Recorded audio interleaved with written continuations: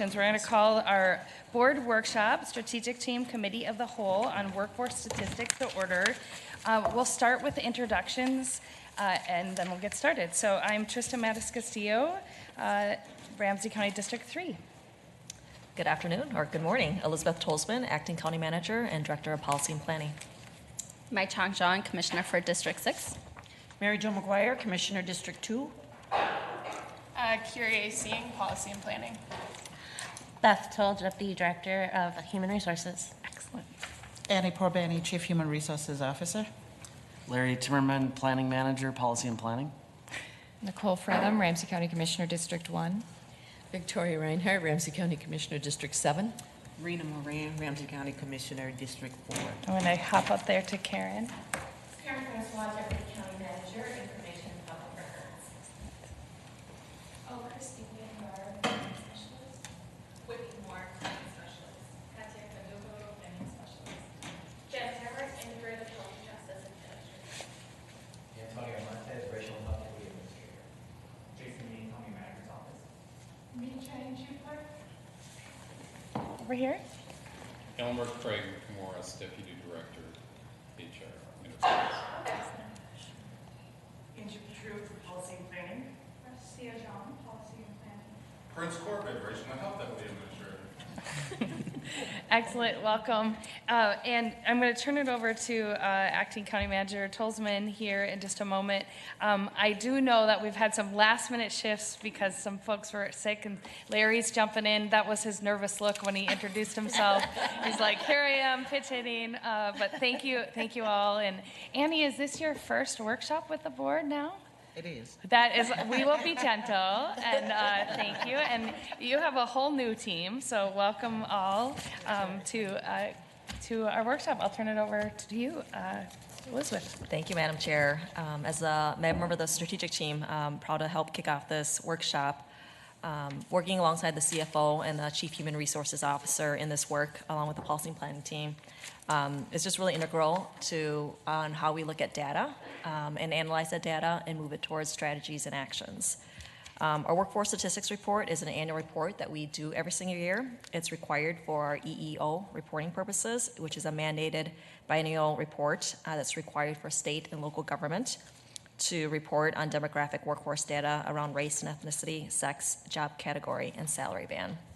During this pandemic and amidst various transitions in HR, the policy and planning team, including HR, partnered with HR to clean up our 2021 and 2022 workforce data as we were behind. I do want to give a shout out to DIOD Manager Ali Mohammed, Tina Javinsky in HR, Larry Timmerman, and Carrie in policy and planning. They worked really hard to get that data updated by January of this year. So I encourage you guys, as you're listening to the presentation, if you want to play with the open data portal, all the information is live and in real-time information. We've evolved in this report. It used to be a PDF report, a 20, 30-page report that was produced annually. And we decided to leverage our open data portal. As you know, workforce statistics and a commitment towards workforce diversity has been a priority for every single service team in the county here. So having real-time data, not just an annual check-the-box report that we do each year, was really important to hold us accountable to this work. I would say that as an organization, we've been data-rich, but we've been analyst-poor. And we need to do a better job in how we analyze the data, and as I mentioned, how we develop strategies and actions and learn from trends and what we are seeing in this organization. You will get a snapshot, kind of high-level overview of the report today. As I mentioned, everything in greater detail will be online, but I encourage you to ask questions around definitions, meanings, analysis, and what we do as a result of what we are seeing today. With that, I'll hand it over to Dr. Porbani, our Chief Human Resources Officer. Thank you. Chair, Commissioners, Acting County Manager, thanks for having us here today. I think I'll probably start. I know my team did a quick introduction, but I'll probably let them introduce themselves again. Again, my name is Annie Porbani. I'm the Chief Human Resources Officer. And I'm Larry Timmerman, Planning Manager in Policy and Planning and partnering on this effort with HR. I'm Kyrie Singh. I'm the Policy and Data Analyst Fellow in Policy and Planning.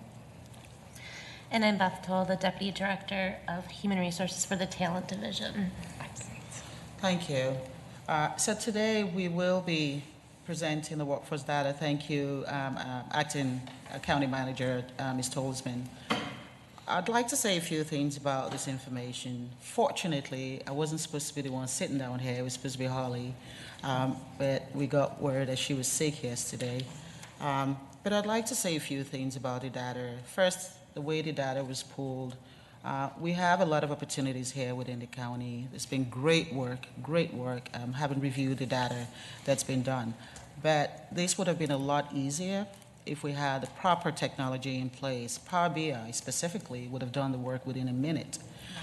We don't have that, so it took hours and hours for this team right here, that's Larry, Kyrie, and Ollie, to pull this information, be able to analyze this information manually. To me, I think it's unnecessary with the amount of hours that was spent doing this work when we could have actually done it with Power BI. The unfortunate situation there is we have a technology system that does not interface with Power BI. Unfortunately, we can't use Power BI, even with the fact that we have Microsoft 365. That is a problem in itself with respect to our general technology within the county. That's number one. Number two, I'm truly really encouraged by the information you'll be hearing today. I think the work that has been done over the years, and I take no credit whatsoever for what we're going to present here, because I just got here, but a lot of the work that was done by you, the board, county leadership, and of course all of the others that were part of this process, especially with the equity initiatives as it relates to our mission vision within the county, has really produced some dynamic numbers here, and I think it's something you would really be proud of. Also, we do have some areas of improvement, and those areas of improvement are part of an ongoing process as part of our talent priority initiatives. So we're going to start now by, I'm going to pass it on to Larry. You will have some questions, probably that are not part of the information that we present today, but we'll be more than happy to answer those questions. If we don't have answers for you today, we'll make sure to provide you with the answers afterwards. So thank you. Larry? Yes, thank you, Dr. Perbini, and thank you, Madam Chair, Madis Castillo, Commissioners, for having us today. So I'm going to start with a little bit of background and build off a little bit of what Acting Manager Tolzman had started with the introduction, and then take you into the overall where we're at as an organization in staffing and diversity. And then I'll turn it back to Dr. Perbini to take us through the rest of the slide presentation, and to Elizabeth at the end.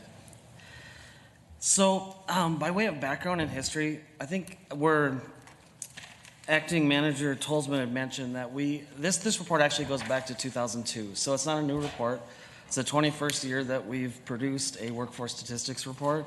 The history of the report is mostly paper and PDF and shared that way, and it's a link on our website. It's been built into the Open Data Portal in recent years, and now we've transitioned to using the Open Data Portal as the primary source of the information. So as you go into the Open Data Portal, you'll get more information. One of the advantages to having it there is you can download the data. And so there's data going back to 2019 in there. You or anyone who is interacting with our Open Data Portal can download it and manipulate it, shift it around. It contains no identifying information, but it does contain all the key demographics that are included in this report. So it has a lot of advantages to do it that way. It also makes it portable, so when we're in the community, we can easily share a link and people can go and do what they want with the information. So in addition to that, historically, this report has been produced, as Dr. Perbini mentioned, it's taken several months. In previous years when this report has been brought to the board, it's been typically in the summer. It can take several months to pull together based on the way the data is structured and how it's put together. We worked together collaboratively this year as a team to get that done in about 30 days to a point where we could share it. So a pretty big improvement, and the reason we did that is we want the organization and the community to have the data as soon as possible. So we're using this information in a lot of different ways. So getting it out there in that time frame was really important to us as part of this process. And data across this organization, as you know from the supplemental budget process last year, has been built into a countywide performance measure. And so now we have a measure of diverse staff across the organization. So you've had departments come and report on this and some of their strategies specifically to improve on their diversity. So on the next slide, we'll start to get into what's on the open data portal. And this one is really the highest level of the organization. So Ramsey County, over the last 10 years that are depicted in this graph, has really stayed within the 3,600 to 3,800 staff level. So the only 2 years that are real outliers are the 2 years of the primary pandemic. So if you look to 2021 and 2022, you'll see we just got over 4,000, and that's really an outlier from our traditional 36 to 3,800, where we currently are now back at 3,780 on or around the first of this year. So we're really in that same realm. We haven't added staff or subtracted really in a big way, with the exception of some of the COVID-19 related money. You'll also see, as you look to the diversity of the staff, so over the 15 years from 2006 to 2019, diverse staff in Ramsey County, as defined by Black, it's actually non-white staff in the organization, doubled. So we went from 18% to about 36%. And then over the last several years, we've increased to 40% and kind of plateaued at that rate now. So we started having sharper increases in diversity as the organization developed foundational racial equity training and implemented as a requirement for staff and leaders in the organization. So if you look to this graph and on your presentation, you'll see as we're leading up to 2015, that's when that was implemented in the organization. So you'll see slight upticks, then you'll see more rapid increase in diversity, and that continued through 2020. So also, the current 40% over the last few years is higher than the civilian labor force of diverse workers in Ramsey County, which is about 35%. So if you think about those eligible for workforce between 60 and I believe it's 65 in the county, that's about 35% diverse workers, and the county is about 40%. But there's another piece to that. In the services that we offer as a county, our rates of diverse users of programs is much higher than that. And so there's still a disconnect between the overall rate of diverse staff and those who we're serving directly in services. Yeah, we have one question, Commissioner Zhang. Sure. Yeah, I'm just curious. There's just like that jump from 2015 to 2020 where it just increased a lot faster. I just want to make sure, like, was there a policy change that helped to increase and diversify the staff quicker?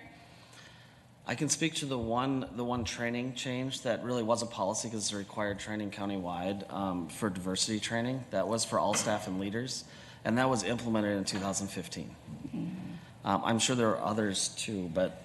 So, from my understanding, based on the history that Ollie provided, prior to the jump, the process, that was when the initiative actually started to actually focus on diversity recruiting.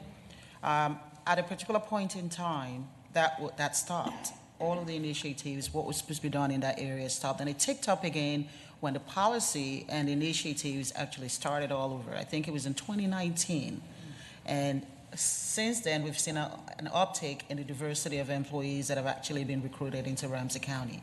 So the policy in itself, and it's work done by RIAS, as well as DIOD and the county leadership, that has really improved the process, specifically with the intention of making sure we have diverse employees within the county. So going back to the policy and also the initiatives created more opportunities that created the increase that you see today. That's great. Thank you. County Manager Tolzman. Yeah, Madam Chair and Commissioner Zhang, if I may respond, I can't note a specific policy change, but I would note in 2015, that was when we shifted to a service team structure, and there were leadership changes for various transitions and reasons. And this is where we did see increased diversity at that leadership level. And part of this work is also about culture change and courage, and also investments in race equity and resources in that space. So I just note that when you said 2015, it just hit me that that was also a time when we went to a service team structure and invested in more diverse leaders in the county. And when did we bring on our racial equity team? 2018? 2018. 2018. So, excellent. Commissioner Reinhardt had a question. Thank you. And that does speak to the intentionality of what we have been doing. And as we have grown and done a better job, I think it's evident that we're saying this is not something that just happens. We make intentional steps and moves to make sure it happens. I have a question on the county civilian labor force includes 35.3% racially and ethnically diverse individuals. That seems low to me, and so I'm wondering, I know that for unemployment rates, it's the percentage that's given is about people that are actively looking for work, which doesn't, of course, include people that have been long-term unemployed and things like that. I just wanted to know what that percentage was, because that does seem low to me. Part of it, Commissioner, Chairman Castillo, Commissioner Reinhardt, is that it's the labor force. So as you go younger in Ramsey County, you'll become more diverse. So people not included in the labor force. The labor force also does not include those not looking for employment, which typically are a higher rate of our diverse residents for reasons that we could get into at more length too. But that's really where it comes down to. So it's not the same as to say Ramsey County has a certain level of diversity in the overall county.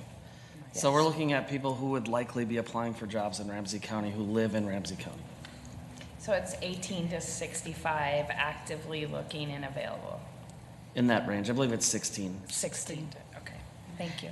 And that's the point I was trying to make, is that especially the part that is actively looking for work, because there are people that have been unemployed for a long time and they don't get counted. Right. Yes. Thank you, Commissioner Reinhardt. And just the one last point I wanted to make on this slide is that going back to our supplemental budget and our performance measurement process, we do have established goals for this. And so Ramsey County has a goal for 2025 of 42% diversity in staff. And we have a goal of 47% for 2030. And that was worked through with our partners in process to figure out where are we at now with our trends, our process, the available workforce, where does it make sense to have these goals?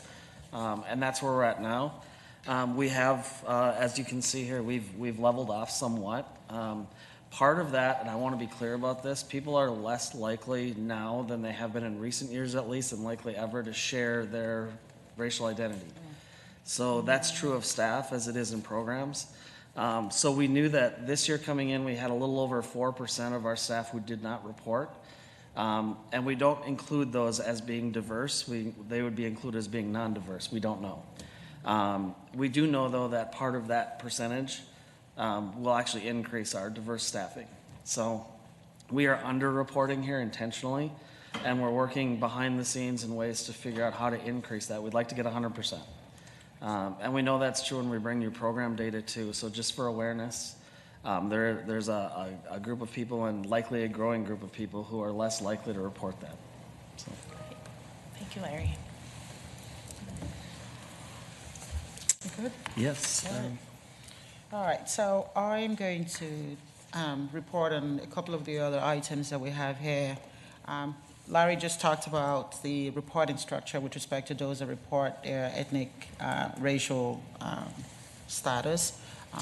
57% of our county's workforce reporting being white, non-Hispanic. 3.3% is a lot, so we don't know where they are in terms of the structure here, in terms of their status. But we still have some reasonable, when you combine all of the other groups together, I think a reasonable amount of those, and the increase you can see here, as Larry has reported.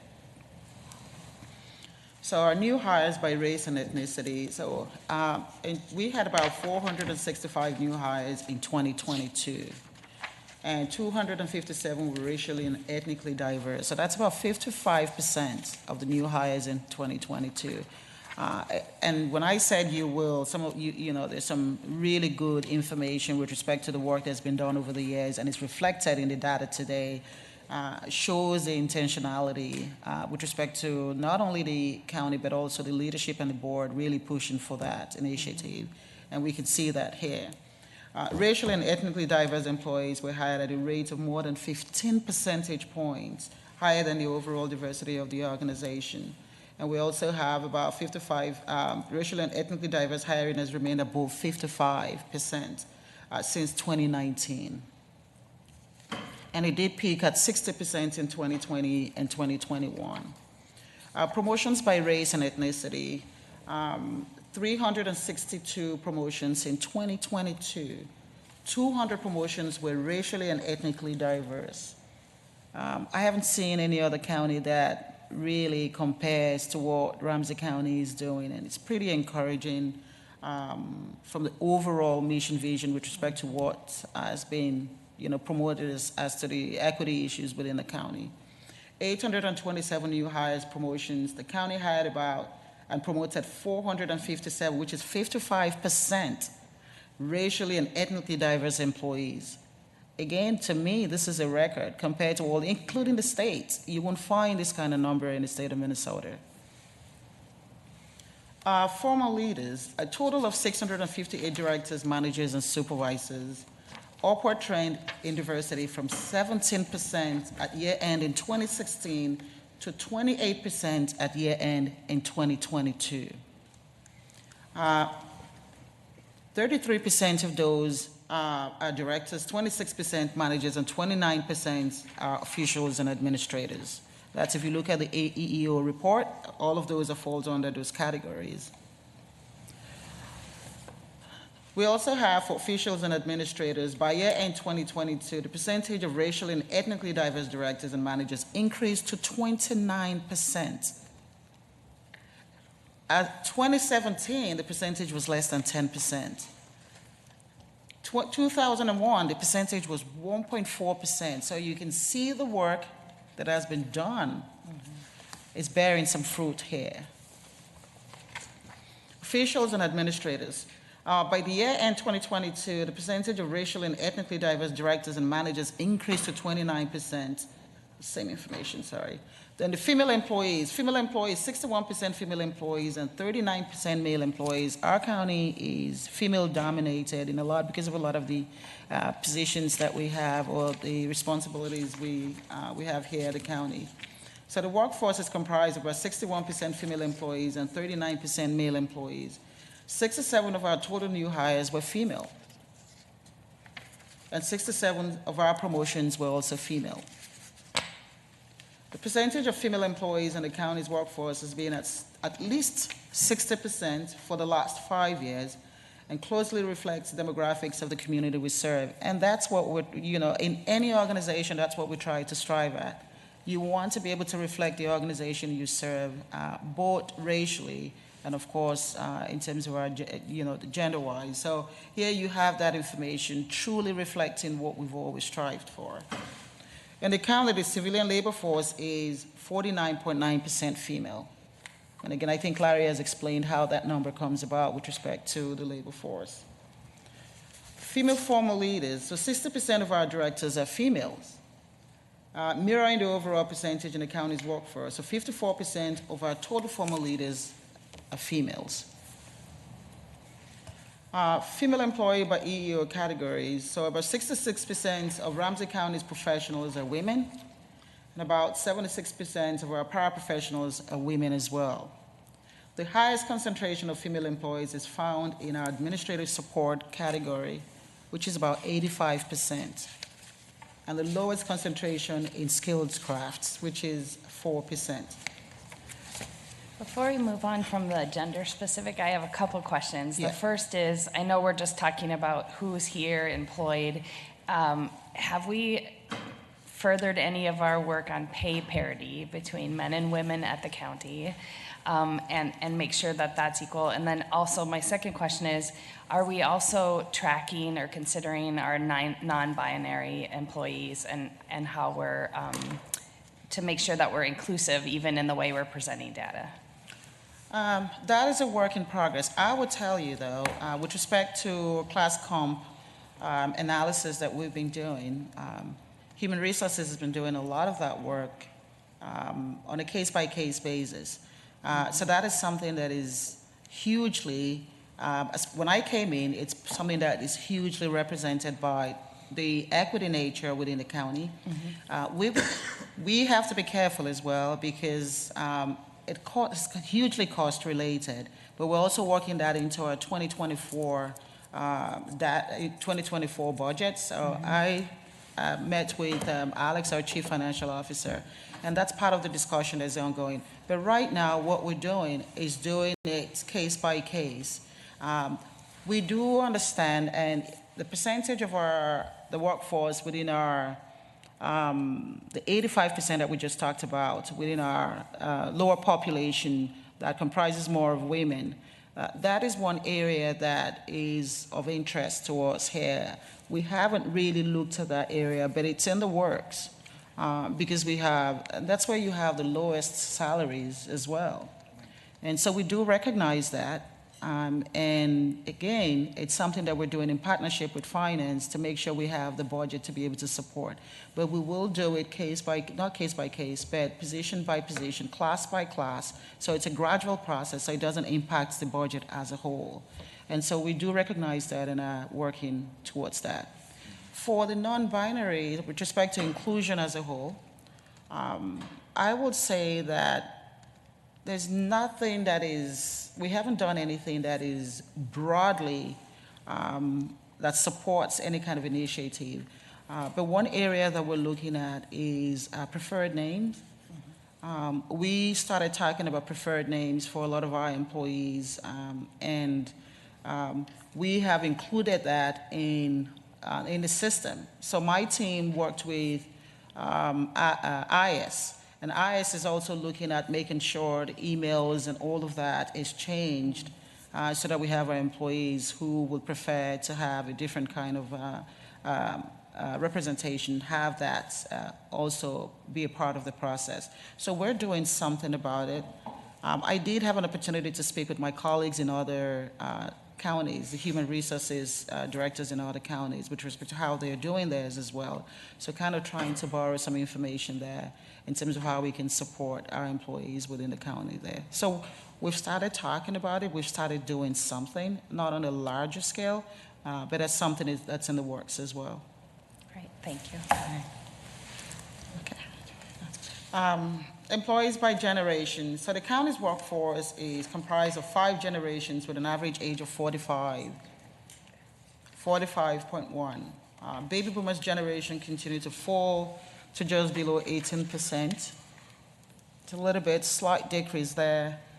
And Generation X increased slightly after recent declines to 43%.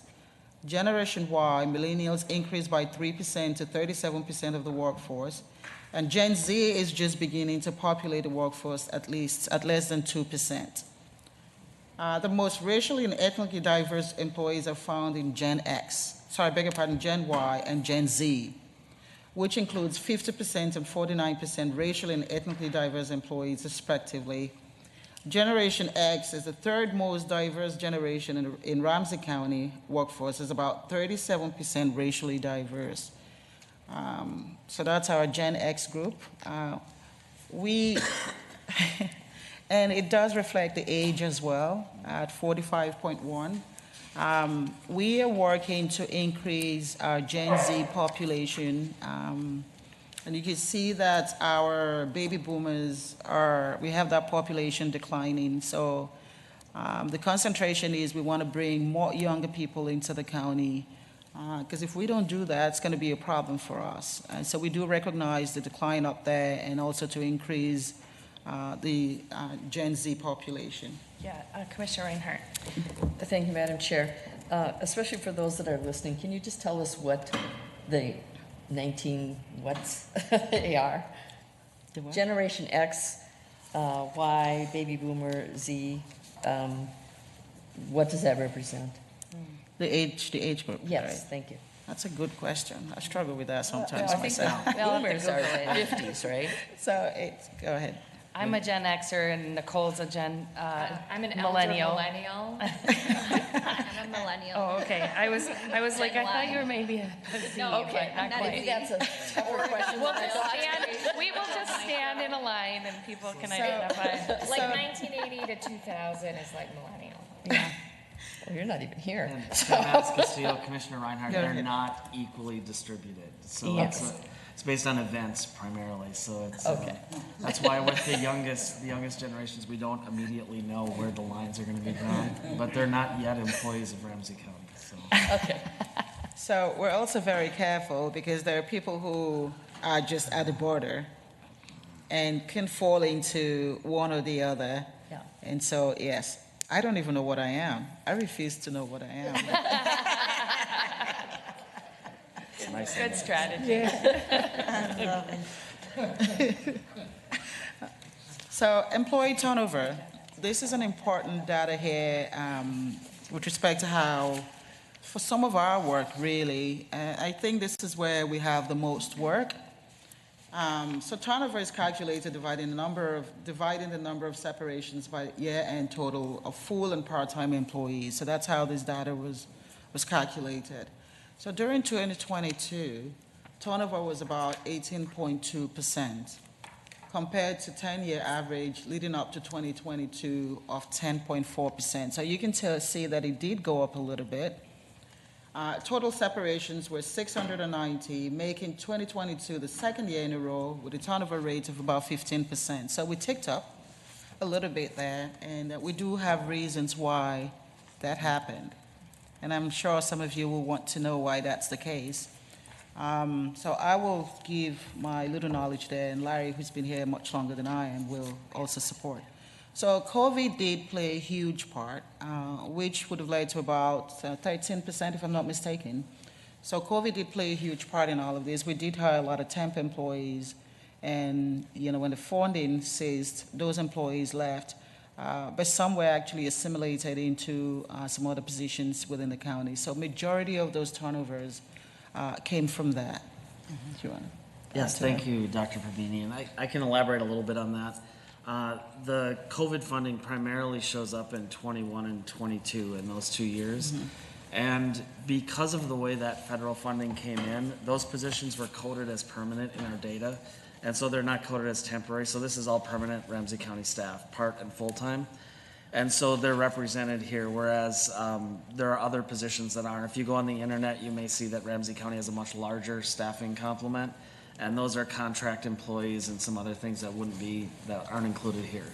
And so with the COVID staffing, many of those positions expired in 2021 and another large group in 2022. They show up as both voluntary and involuntary too, as a preview to the next slide. And they show up in that way because some people left before their term. So if an employee worked the full duration of their employment term, that position would expire, and they may have stayed on in a different capacity in the organization, they may not have. This represents those who left. And the involuntary would be people who were working here as in one of those positions and then left before their position was up. So they may have had another opportunity, something else could have caused them to leave. That's not representative of all the separations, but just in those that were funded with COVID. What we know about that group is it's between 4 and 5% represented in our turnover. So if you look to 2021, we're really not, we're about the same as we've been coming into that year. So from the 10 previous years, we range from 10 to a little over 11, a little over 9% to a little over 11%. We're a little over 10% in 2021 if you take all of those positions out. 2022 is a little different. It's still higher. It would be more like 13 to 14%, and we're really refining back in to see which of those positions exactly it is that would be caught up in that. But just to give you a sense, it's high, especially in 2022, either way. The other group that stands out somewhat is we had an uptick in retirements, but it only accounts for about 0.5% more increase over the previous year. So it's higher, but it's not dramatic. It doesn't take away all of that increase in turnover. And the one other piece that we know was happening, especially during 2022, was the increase in inflation and movement in the economy. People were coming and going much more rapidly. That happened in Ramsey County, and that's something that we can see somewhat, but our data doesn't necessarily tell us why people left. But we know that that had an effect. So I think those are the things you can think about when you see the turnover rate, knowing that it's still higher even without those things happening. Yeah. So. Yeah, go ahead, Commissioner McGuire. On turnover, are you regularly doing exit interviews, and have we always been doing that? And so it's pretty standard that we do exit interviews? I would say we have consistently done exit interviews as part of our talent priority process. It's all part of the process of improving what we have. We're modernizing that process now, and we have a timeline timeline of events in terms of when we will implement the stay interview. My team, though, has been doing a few of the exit and stay interviews. Tracy is here somewhere, and so she's been helping to do some of that work. But modernizing the process is a bit more effective, and so that's part of our talent priority work, and we have it there. So it's in the works. So hopefully, when we get that completed this year, that will be something we roll out and have all employees. We will get a better data than when we have that information there. I appreciate that. Thank you. Excellent. Yeah, I just want to comment, Larry, and then I'll go to Commissioner Reinhardt. But a lot of that turnover of 2021, 22 was in housing stability, specifically our shelter operations. It was a very large workforce pool. And so that ended as we closed shelters down in the limited duration funding. So I just wanted to clarify that that was a really big pool of folks. And then there was some delay in retirements through COVID and work at home, or delay in movement where people had already looked at other jobs. And so we had a kind of quick shuffle at the end. So I just wanted to add that commentary. Commissioner Reinhardt. Well, and I think the other thing that makes a difference here is I believe it goes into effect this year, 2023, is the salary studies that we had done. We were dealing with how do we retain people, and there are more jobs available now at higher pay ranges, and so we tried to make sure that we came in line with that. And so I'm hoping that in 2023, if that was a reason for somebody to leave, which is a logical reason, I can make more money if I go over there for the same work, that will be reflected. But that was work that we had been doing but didn't actually implement until, or put into the budget until this year. Yes. That's correct. Oh, go ahead. Okay, no, Go ahead. I'm going to move on to a different topic. Okay, go ahead. Okay, so you're right. Based on the limited data that we have, I asked my colleague in HR to pull some trends there for the work that she's done. And you were very correct. A lot of the reasons why employees are leaving is because of salary as compared to other counties or the private sector. So that's one of the main areas that we found. But it's also, the good news is it's also part of our Comp and Class initiative to help, support and correct some of those inequities within the system. It may be slow, but it's work that is ongoing.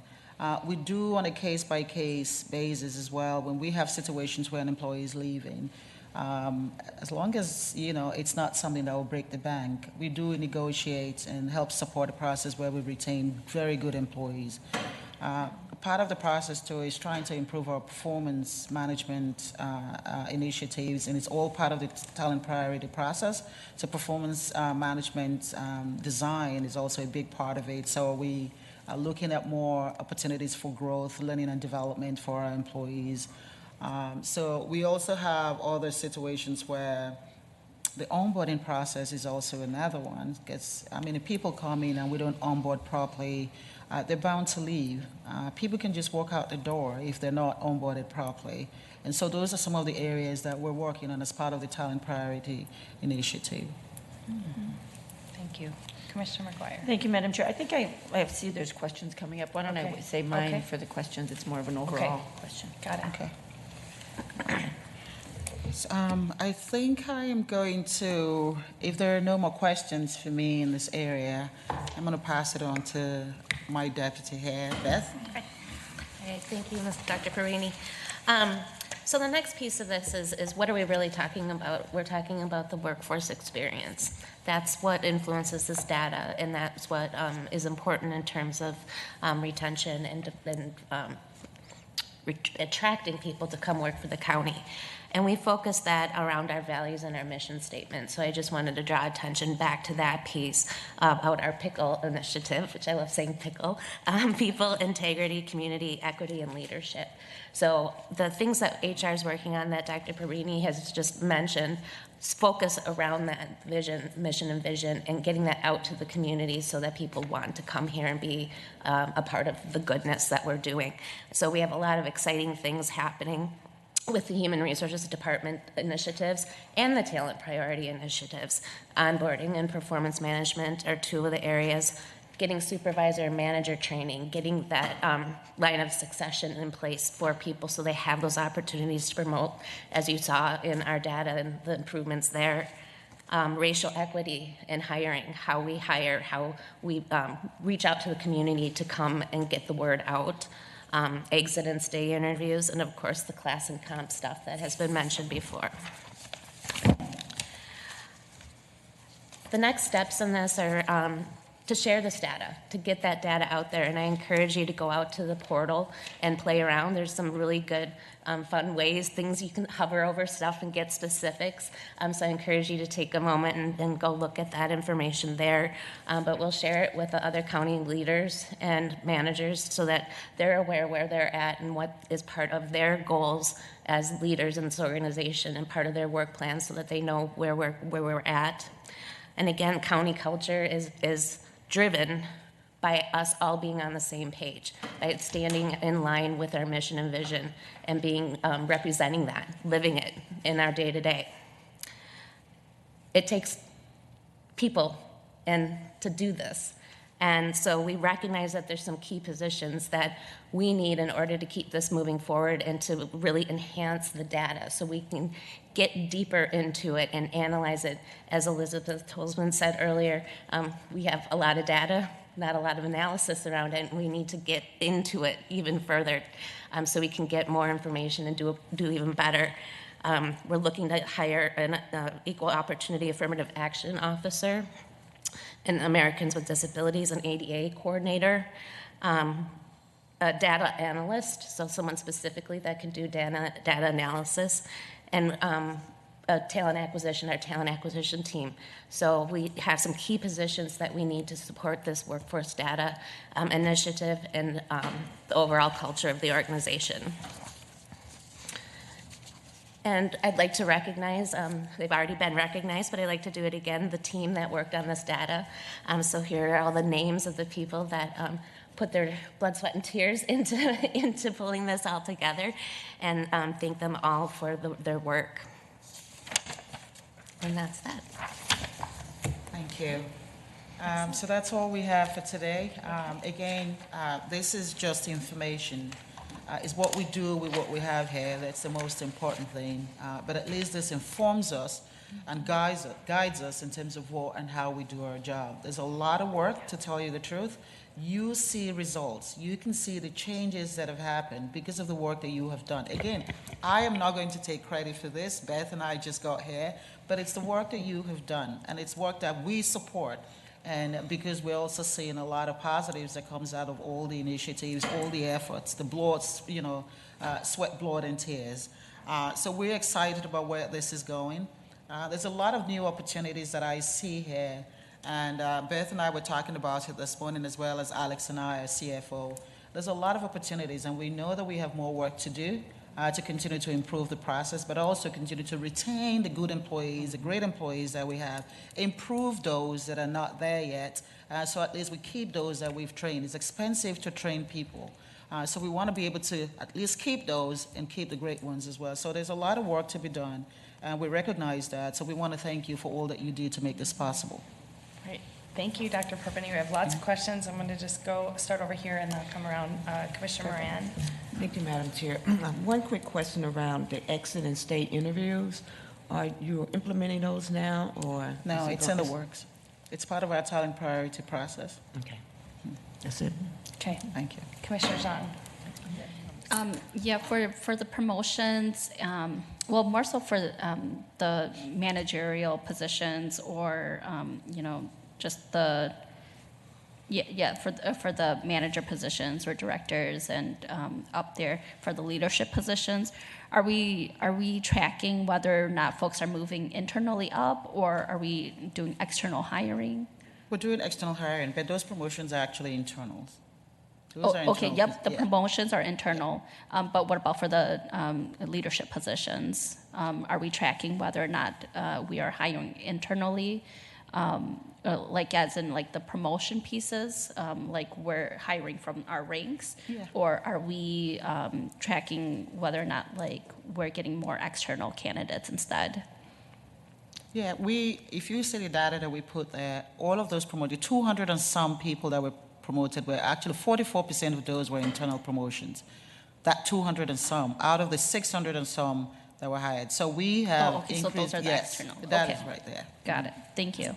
Madam Chair, Commissioner Zhang, if you would like it to be broken out by Yeah. leaders, specifically like at a manager, director level or something like that, we could do that too. Excellent. Okay, So perfect. that, just another layer in the data. I think It's we have it available. there. Excellent. Great, Thanks, thank you. Larry. I think we have Commissioner it there, though. McGuire. Maybe. Thanks, Madam Chair. So this is a general, for all this data, so we know we have independently elected county attorney and an independently elected sheriff who run their own departments. Are all of their employees included in all of these numbers? Can you talk about the relationship that we have with with the employees in the county attorney's office and the sheriff's office? We know they're paid by Ramsey County, so they're Ramsey County employees. So I'm guessing they're part of all these numbers. I'm just sort of wondering what the relationship is and can we require them to do all the trainings? I mean, are we able to do all of that with these other departments? So I'm going to leave it to Larry to talk about the numbers. But before I allow Larry to talk about the numbers,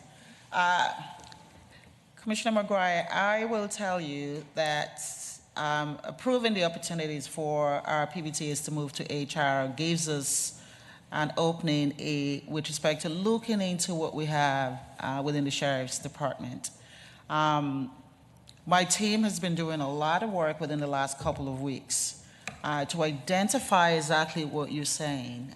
Where are things in terms of where should employees be sitting?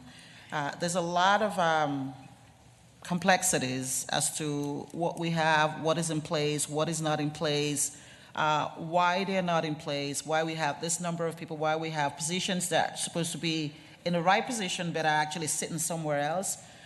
So I can tell you that there's a lot of issues with respect to those positions. So we're just trying to find out. And we've been having meetings with the sheriff office just to find out exactly what is going on. So there's a lot of work to be done on our part for you to have a perfect information with respect to what the data is. But I'm sure Larry and the team did do some work. So this here does include the sheriff and the county attorney's office. The data here you see here includes that. But specifically, in terms of what we're doing, it's more minute in the sense that we're breaking it down to find out clearly what is and what isn't. And that might, I don't know, Elizabeth or Beth, you want to give a little bit of feedback there on that? Yeah.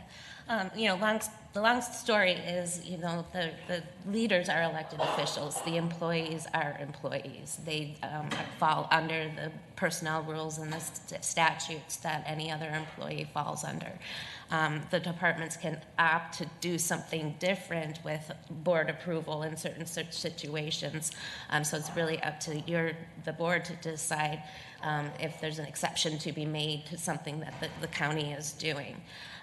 With regards to specifically the sheriff's office, we actually have a meeting this afternoon. Craig and I will be meeting with them to look at their complement report, to understand their policies and procedures and how they've been doing business, to determine if there's better practices to be done, to advise on that. They don't have to listen to us, but we will advise on a better way to do business, to be more efficient, to be more transparent, to use the rules in the way they're meant to be, the intent of the rule. So we're about waist deep into this at this point, and we'll get there eventually with a few more really good discussions, and I'm looking forward to really getting things cleaned up. The attorney's office is plugging along, doing their thing in a very good way too. Yeah. So the focus is right now on how can we help the sheriff's office be the best sheriff's office in the state. Okay. So just to clarify, so they're Ramsey County employees, so when we say we want all of our employees to have equity, and inclusion training, they're required. Like you say, you can't tell them what to do, but as an employee, they're required to take that training, whether they work for the sheriff or the county attorney. Commissioner McGuire, you're right. But prior to now, we all know that they did whatever they wanted to do.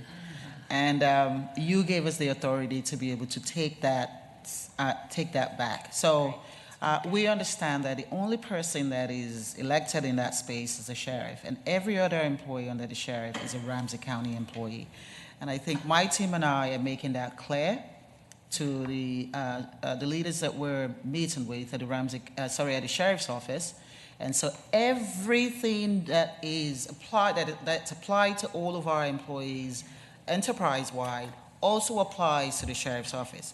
I don't know, but you know that employees of the sheriff's office think that they don't work for the county. They think that the sheriff's office is separate. So we are trying to rebrand and provide that information that that's not the case. We have it, and that's why the meetings are ongoing. So we keep having these meetings. But I can assure you that we will get somewhere because we're establishing some rules that is best practices within human resources that will apply to the sheriff's office as well. They don't like it. But it's all part of our HR process. So we are abiding by all of those rules and making sure the office is aware. And it will be applied to all, as it is applied to all employees within the county. Same for county attorney and county sheriff. Sure. Thank you. Yes, Thank Well, you for and that. Commissioner McGuire, just to be very specific about the data, if they are permanent Ramsey County employees, part or full-time, they're in the data. So there are some other things that happen. And there's some memorandums and other things where we may have staff that work for our offices who are actually employees of somewhere else, things of that nature. But this is all of our employees who are permanent, full, and part-time. Great. Thank you. Thank you, Madam Chair. Thank you. Commissioner Ortega. Thank you, Madam Chair. First of all, thank you for all your good work. I mean, these discrepancies, and I'm lightly calling them discrepancies, have been going on for at least 30 years since I've been here. But I want to switch gears now from the micro to the macro. And, in the past, we used to have the state demographer come in and give the board a presentation at a workshop of the latest, since we just had a census. And I'm wondering if you think that's a good idea, because in my mind, one is the micro or the internal, and the other is the external. And it sort of is the yin and the yang, right? They work together. And the latest data that's coming out suggests, or I don't know if it's valid or not, that both St. Paul and Ramsey County is losing population. And it'd be good for the board to sort of look forward, not just focusing on what we're doing now, which we have to do, but to look forward to see what future impacts might have on all the topics we've been talking about, whether it's recruitment, retention, diversity. I don't know who's leaving the county. Is it middle class, low income? Is it people of color? I don't know. It'd be good, I think, but I'd rather get your opinion. I agree with you completely, Commissioner Ortega, especially for us. It does inform us as well in terms of the workforce. Yeah. So if you have a certain population, specifically our Gen Z population leaving the county, that's a problem for us. Yeah. We know that if the reproductive rate within the county doesn't increase, and we have the productive workforce living in the county, that's a problem for us. And so I know that we always talk about hiring from different places, we pull people in, but we also want to empower. We're talking about poverty alleviation, closing that gap. We also want to empower our community by providing them with these different opportunities. So yes, I think that it's an opportunity for us to have the demographic come in, and so at least we understand what is going on and because it informs our work in so many ways. And I don't know if you're the appropriate department, but... We just added it to our workshop list, so we're on it. Okay. Yes. I'm just saying, since I am very impressed with the data that's coming. It's there, it's solid, you could always build on it. So it makes sense that you folks then set up a workshop to look at the external and how they interrelate. I agree. Excellent. Commissioner Reinhardt. Well, and I know that this is information that is for, you said, permanent, full-time and part-time actual employees of the county. But you've also mentioned a few times the contracts that we have, and a lot of those are in human services. But we've got a number of contracts that are out there. The employees there are not counted here, and those would come up in more of the procurement report, I believe. But that's, I mean, I don't know what percentage that is of the work that we get done as far as the contracts. I guess that would be nice to know. But I want to make sure that we're also looking at that and, the salaries that are being paid there. But I know that it's outside of HR. Chair, go ahead. Oh, Commissioner Reinhardt, we don't have a consistent report that shows staffing diversity of our contracted employees. So I think to start there's not like a one-size-fits-all for that. We do have some information on contracts, but not all of them. Thank you. Any other questions? Do you have closing comments? Yeah, just brief closing comments. I just want to highlight a point Dr. Corbeni made earlier around data. And the fact of the matter is we are really behind in technology here in Ramsey County. And through our budget process, we are going to be pitching or investing in a data warehouse through our IS department. By having a data warehouse, that will help us to do things such as invest in Power BI. For those of you who aren't familiar with Power BI, it's a weekly report. It shows, when annual performance reviews are due. It shows people's salaries, even does an equity analysis. It shows demographics so that the team does not have to do it manually months and months each year. So I just wanted to clarify that point about that investment in technology. And as we're moving from data to analysis and evaluation and performance measures in our organization.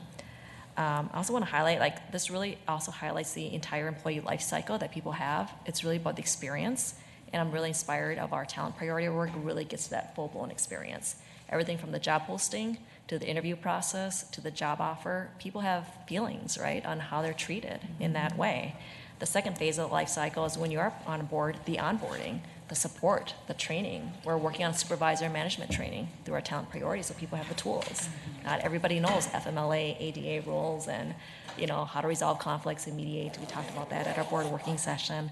Then the last part of the employee life cycle is really, do you stay? Are you promoted? Do you go elsewhere?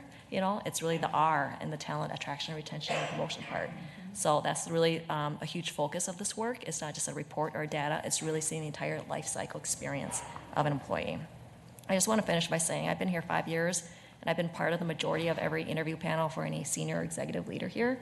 And I can consistently say anecdotally, people come to Ramsey County, they cite the mission, the vision, our strategic plan, and this county board. They love the stability, the professionalism of this board. And so I just want to share that that's a huge attraction and recruitment tool that I just want to share with the entire board. Thank you. Thank you. Final comments, Dr. Proveni? Again, thank you. Thank you, Madam Chair. Thank you, Interim County Manager, Acting County Manager. Thank you for that as well. When employees, just like our acting county manager said, the employee's life cycle actually depends on the focus on that employee.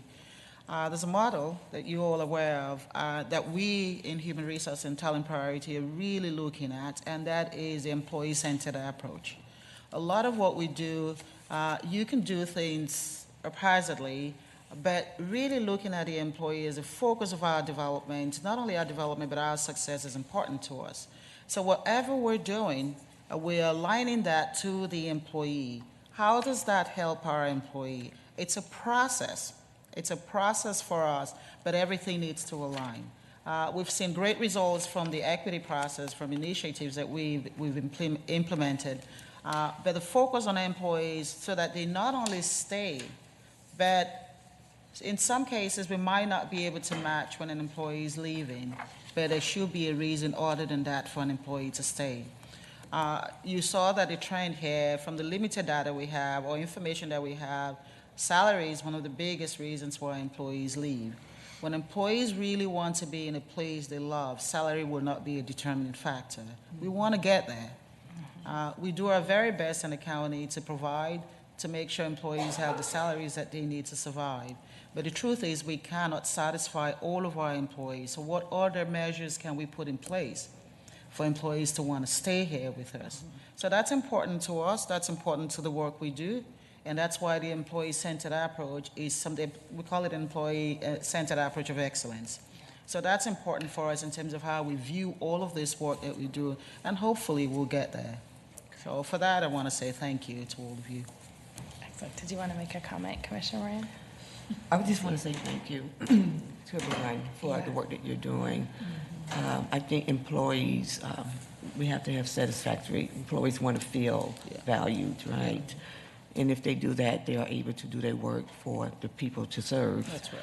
You know, but I also want to point out to the board here, we have to do some technology upgrade. Yes. That is very important because we can't do any of that too well if we don't do the upgrades that we need to do in the technology arena. So I just wanted to really emphasize that one more time. Yes. Commissioner McGuire. I want to say thank you as well, and I'm struck by the fact that, of course, we have people watching us and we have employees watching us. So if there are employees that are watching us and are maybe dissatisfied, and if they don't find, you know, satisfaction with their supervisor, there's a place for them to go, right? I mean, they can go to HR. They have a mechanism to go with. So I just encourage them to follow that, because we don't want employees who are dissatisfied feeling that they have nowhere to go with maybe, you know, some of the things that they're worried about or concerned about. That's right. And as we focus on employees, we're also focusing, I mean, we're talking about a lot of the general population, but our managers and supervisors are also a core in our retention process. Making sure that we're able to empower managers and supervisors in ways that they can better manage and supervise and lead is also part of the process. So yes, we may pay a lot of money sometimes, but employees will leave if they have managers, supervisors so all of that is what we're looking at. It's not a one piece or two piece, but there's a lot of things that actually leads into that. And so looking at the employee as the focus is the reason why we're looking at all of these different measures. We always say that employees are a measure of our existence. If we don't have employees in place, we will have no organization. You can outsource as much as you want, but you will have no organization really. And so making sure we serve our employees, and I call it service because that's exactly what we're doing, and focusing on them and their development. And they're wanting to continue to serve those that, you know, we provide services to in the community is important for our work here in human resources, as well as making sure that we're doing right, not only by our employees, but also by our managers and supervisors. It's a lot of work, but it's work that can be done. It's work that is already in process, but it's kind of merging all of those together. Yeah, thank you. Commissioner Reinhardt. I just wanted to, we've been talking a lot about all the really positive things that have been happening, and they have. But we also have, you know, at different times, certain groups of workers that are really under a lot of stress and that we need to deal with. I'm speaking specifically of the financial assistance workers. And, you know, the dedication of these folks, of our employees, is pretty amazing. Even when they're under stress, you know, they care about the individuals, they empathize and work with the individual clients and trying to really help them in any way that they can. And I just wanted to make sure that people, and especially the employees that are listening, understand that we know that, and that we are doing what we can to try to alleviate that. But there are stresses, obviously. In any job that you have, there are stresses. And trying to work through those and having human resources being a part of that solution, I think, is really important. If there's a problem, I mean, there are different things that we can do that will help relieve some of that stress, but also just working through the issues as they come up. Yes, thank you. As we will close this meeting, I think it goes without saying thank you all for your good work, and the new team jumping right in to partner with us to make sure that we have the greatest workforce and we keep and retain and attract the greatest workforce here in Ramsey County. So thank you very much. We are adjourned. Thank you. Good job.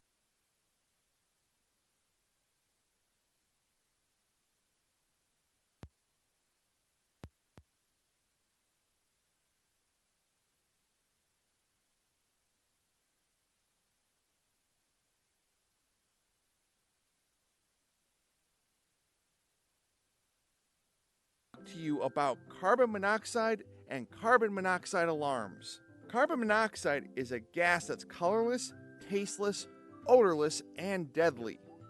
To protect yourself and your loved ones, you should have a carbon monoxide alarm on every